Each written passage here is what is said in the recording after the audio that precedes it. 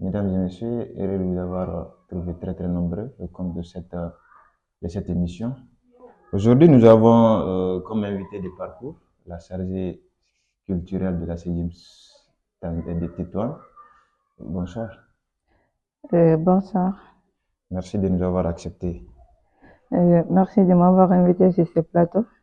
Je réponds au nom de Siré Koulibaly, étudiante en droit à la faculté des sciences juridiques, économiques et sociales de Tétouan, actuelle chargée culturelle de la SEGIM. Tétouan. Messieurs, mesdames, si maintenant là vous nous pratiquez, avec elle on parlera bien sûr de l'intégration des jeunes filles au Maroc. C'est une question qui fait beaucoup de débats, de controverses aujourd'hui au Royaume. Mesdemoiselles, parlez-nous, selon vous, pourquoi s'intégrer une fois au Maroc? Avoir posé cette question. Avant de parler de l'intégration au Maroc, j'aimerais vous dire que l'intégration constitue un pilier pour l'évolution de l'humanité, car l'homme étant mobile aura expressément besoin de s'introduire dans son milieu. Ici au Maroc, étant loin de la famille, vivre dans un environnement sociable demeure un acte positif. Euh, on va aller avec la deuxième question, mademoiselle. Est-ce que selon vous, l'intégration a une importance? L'intégration a une très grande importance et primordiale, surtout dans la vie des étudiants au Maroc, car ça nous permet l'élargissement des centres d'amitié et des relations, à savoir la découverte de nouvelles cultures, de savoir vivre et de se comporter dans une société. Et elle nous permet également de se sentir encadré et en confiance, et ça réduit vraiment le stress, surtout côté des étudiants. Côté des étudiants. Merci pour cet éclaircissement. Je vous rappelle que vous êtes dans votre émission Coin des étudiants au Maroc. On va aller avec troisième question. Cyril, c'est la question qui vient beaucoup. Selon vous, quel est l'impact d'être isolé ici au Maroc? Bon, je dirais vivre de façon isolée, autrement dit la solitude. Cet impact est en principe négatif pour la santé physique et morale.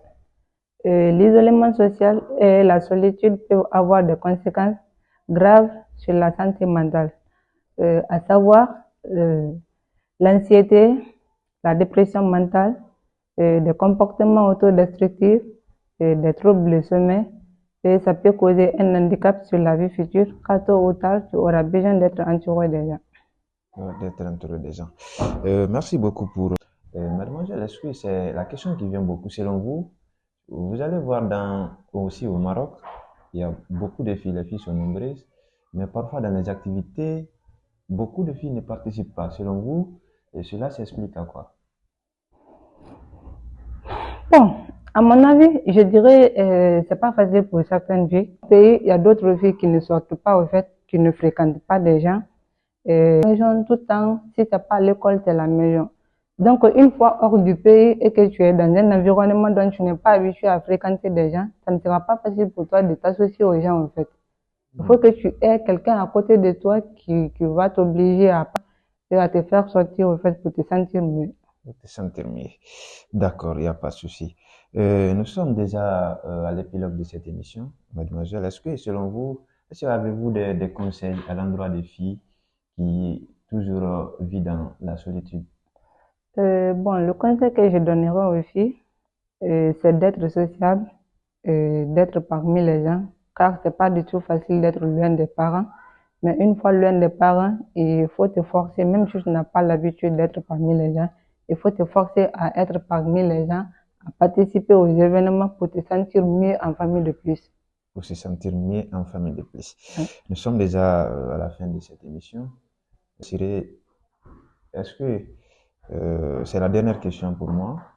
Est-ce que selon vous, les filles qui ne participent pas ici au Maroc, est-ce que les filles là ont été alertées au pays avant de venir ici sur le comportement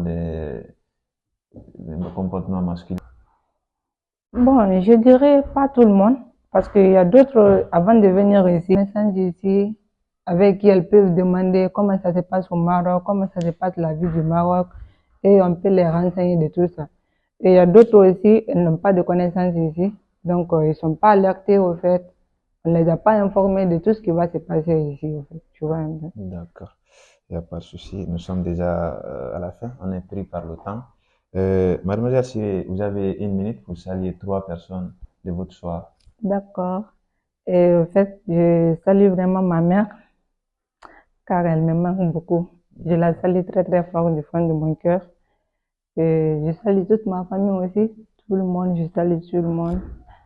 Et je salue mon frère aussi, qui est à Conakry, À Conakry. qui est toujours là pour moi. Je suis toujours là pour toi. Merci, mademoiselle, de nous avoir reçus chez toi. Donc, on fait coucou à tous nos abonnés. Coucou, merci.